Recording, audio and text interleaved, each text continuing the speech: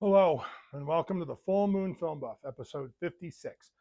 We will talk about The Beast and the Magic Sword from 1983. I rented this from Scarecrow Video. I had not seen this before. As always, we begin by discussing the prominent crew and cast. The film was written and directed by Paul Naschy, billed as Jacinto Molina, with effects makeup by Sayatai Arai and Fernando Florido. Here it is again.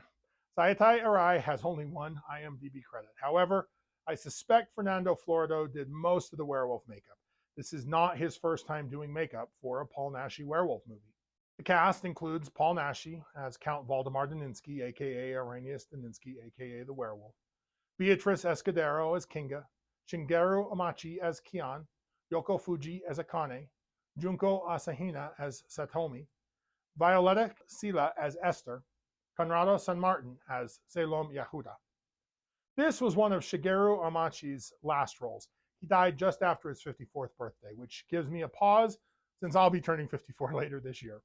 This is the only film that Yoko Fuji acted in. She died before the film even came out. I thoroughly enjoyed this film. It makes a fantastic contribution to the El Hombre Lobo series and stands out from other werewolf movies. I'll delve into the details of why later, but rest assured it is an entertaining movie worth watching. An interesting tidbit. Naschy said in an interview that he fought the tiger himself in the gripping man versus tiger fight, but that the crew fed the tigers 25 chickens before he entered the cage, or the beast would have killed him for sure. I'm still shocked they let him actually wrestle a fully grown tiger. Another intriguing tidbit is related to the Japanese production company, which went to the extent of forging a real silver katana as per the script's requirements.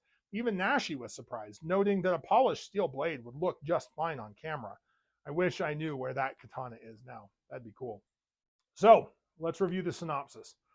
A medieval paladin named Irenaeus Daninsky, rocking an awesome blonde Viking look, slays a Mongol chieftain named Bolcho in single combat. Daninsky is so honorable, he gives the Mongol a second chance after he's disarmed.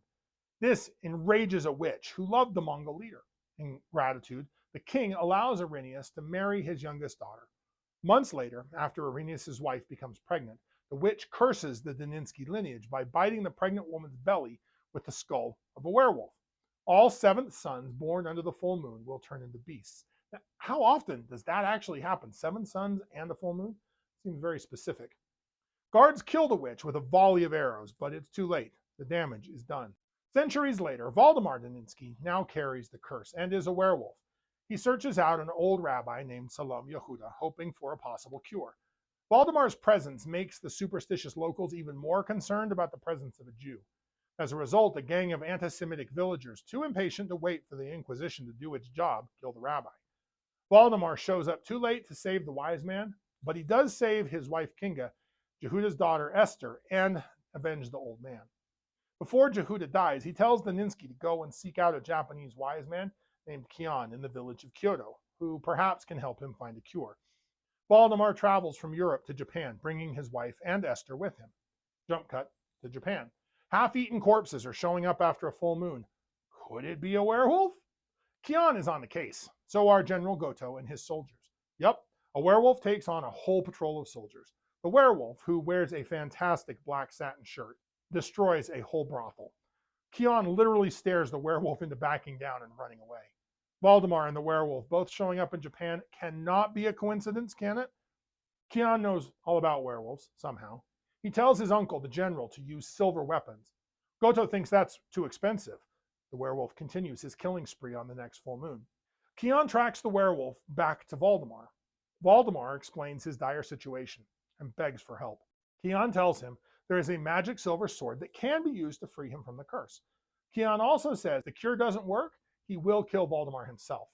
A ninja spies on the whole exchange. Turns out the Japanese like foreigners as much as the Spanish do. A female assassin tries to kill Kian at the hot springs. Kian is on it and captures her. Before he can interrogate her, another ninja kills her with a throwing star. Kian kills 3 more ninjas while Valdemar and the women watch. Then Kian duels the captain who sent them. Kian obtains a flower from Tibet to brew for the cure, but it only delays the onset of the transformation. Kian makes an impromptu crucifix and werewolf Valdemar flees. Meanwhile, an evil sorceress named Satomi plots to make Valdemar her servant and thereby enhance her mystical powers. She pretends that she has a cure to lure him to her stronghold. Esther can sense the sorceress's ill intent and evil nature. A desperate Voldemar goes to her anyway. The witch drugs Daninsky. He dreams of Irenaeus and the curse, just in case we forgot the first 10 minutes of this movie. Satome locks Voldemar in a cage with a man-eating tiger. He transforms into a werewolf and slays the beast with his fangs and claws. Satomi has no intention of letting him go. She imprisons his wife to use as leverage to force Voldemar to do her bidding. Oh, and Satomi has the magic silver sword too. Satomi takes a great deal of pleasure in whipping the werewolf. She has a magic ring that lets her dominate the wolfman's mind. When Esther interferes, Satomi stabs her, and Voldemar breaks free of his chains and kills all of Satomi's girl guards. Satomi tries to use the magic sword, but the wolfman is just too fast. He tears out her throat. Goto is hot on the werewolf's trail. Kion comes across a group of villagers who kill a pregnant woman, cut open her belly, and kill the baby. Pretty gruesome. They claim it's because she slept with the wolfman, but I don't think Voldemar has been in Japan long enough to have a baby that near term. She was pretty far along. Kion takes out a dozen peasants. Oh, wait, this is all just a dream. Kinga and Voldemar head back to Kyoto. Kion has a desperate plan to save Voldemar by operating on him to remove evil from his brain. What? A trap meant for the werewolf kills Kinga instead. Voldemar catches Kion up on the evil sorceress. Turns out she's been dead for 2 centuries. What again? Next full moon, Voldemar kills something like 20 soldiers. Their steel weapons do nothing to him. The daimyo orders Goto to commit seppuku since he has repeatedly failed to stop the monster. Kion is the man's second, beheading him at the last second to spare him unnecessary pain. Kion's sister Akane throws herself at Voldemar. Kion accepts letting Voldemar live has cost a lot of good people their lives. Kion needs the silver katana. He heads to the old castle of the sorceress. Looks much worse than when Voldemar was here. Kion has to fight 5 ghost samurai. Voldemar is the last samurai, or maybe it's a decaying corpse. Doesn't matter. Kion takes them all out. Then the castle collapses and disappears. A dozen strange spirits surround Kion. More sword fighting. Kion remains undefeated. The magic silver sword rises from the ground, bathed in glowing light. A spirit in red jumps out and almost beats Kion, but he grabs the magic sword and wins. Now Kion has what he needs to destroy Voldemar. The pair face off in a Buddhist temple. It's the beast versus the magic sword. The temple is set on fire during the fight. This is Kion's toughest fight yet, and he is disarmed. Just before the werewolf kills Kion, Akane picks up the sword. In true El Hombre Lobo fashion, she delivers the fatal stab to his heart. Unlike other Daninsky movies, she doesn't die, as Kion gets her out before the burning temple collapses. As the credits begin to roll, it is suggested Akane carries Voldemar's child, and the cursed lineage will continue. The transformation is not the best part of this film. It's particularly disappointing after finally getting to An American Werewolf in London. Last episode, it's okay, just dated. Same with the makeup job. It's one of the best looking Nashi makeup jobs. It just pales in comparison. Moving on to werewolf lore, while werewolves traditionally transform under the full moon, this film introduces the unique twist of the seventh son.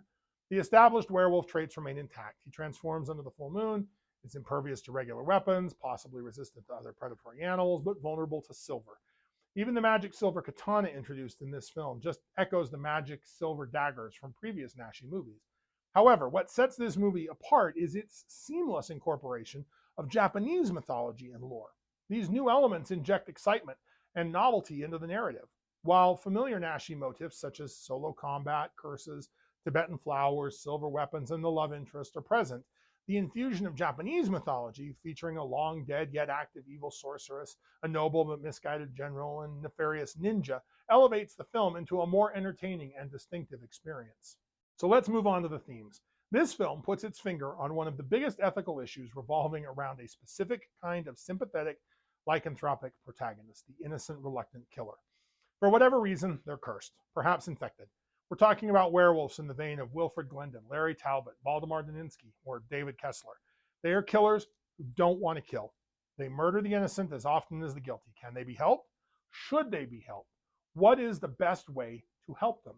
In a real sense, these individuals are innocent victims. They did not consciously choose to become werewolves. Ironically, they often became a werewolf after altruistically risking their life trying to save someone else. Despite those truths, they are also indiscriminate killers, inflicting pain and suffering on others. You can argue that they don't choose to kill or who they will kill, but there is little they can do to avoid it. The werewolf might find a way to lock themselves away or be locked away by a caregiver, but that's not a perfect solution. Both Kian and Saloon Yehuda take the moral stance that they should do everything in their power to help Valdemar, to find him a cure. But because of that decision and the failure to successfully incarcerate Valdemar during his lycanthropic episodes, literally dozens of people die.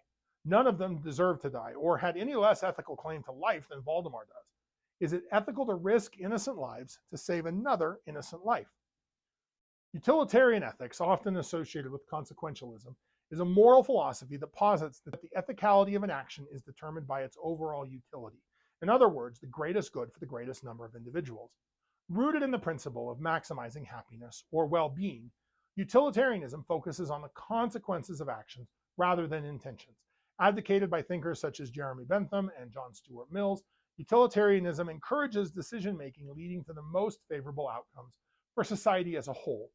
It involves weighing the potential benefits and harms of various actions and choosing the course of action that leads to the greatest overall welfare, emphasizing collective happiness and minimizing suffering. Now, utilitarianism isn't perfect. Critics argue about very real challenges in measuring and predicting consequences accurately, the potential for the majority to infringe upon minority rights, and the complexities involved in defining and measuring utility. I'm going to brush those concerns aside for this video for two reasons. First, as narrative observers, we have a privileged position regarding these issues in any story we are watching. Second, we are simplifying the concept of utility down to the core utility of staying alive. We're not trying to judge between the quality of life, degrees of freedom, and all those kinds of more complex types of issues. Putting all this together, I just don't see any way that it's ethical to risk the lives of everyone around the lycanthrope in an effort to save a single individual.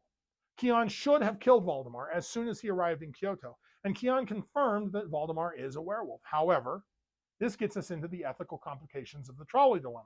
Most ethical systems presume that killing is wrong in almost all circumstances. Kian does so as well. So he has to get over that ethical prescription against killing to reach the conclusion that he eventually arrives at, namely, that Valdemar must die. We've talked a couple of times about Orientalism, so I want to mention it here because it's done right. Let's explore the collaborative aspect of this film, which is a joint production between Japanese and Spanish entities. Before this project, Paul Naschy had been engaged by a Japanese production company to create documentary films centered on art and museums. During this collaboration, he floated the idea of venturing into narrative filmmaking, initially considering it to be a distant long-shot possibility. To his surprise, the Japanese counterparts expressed enthusiasm for the concept, and I'm genuinely pleased they did. This collaboration exemplifies an ideal approach to integrating foreign cultures or elements into creative endeavors. Engage with individuals who possess substantial experience living and creating within that cultural context. This isn't a Spanish take on what Japanese culture is like. It is a genuine fusion of the two, resulting in something that is novel and distinctive. I really applaud this. So, if you like lycanthropes, like, share, and subscribe. Contribute your thoughts and additional observations in the comments below. Let me know what I missed or what you noticed. Next, I plan on discussing Ishmael and Abdel Meet Frankenstein from 1954. Keep your eye on the moon and a silver bullet in the chamber, and we'll see you back here next episode.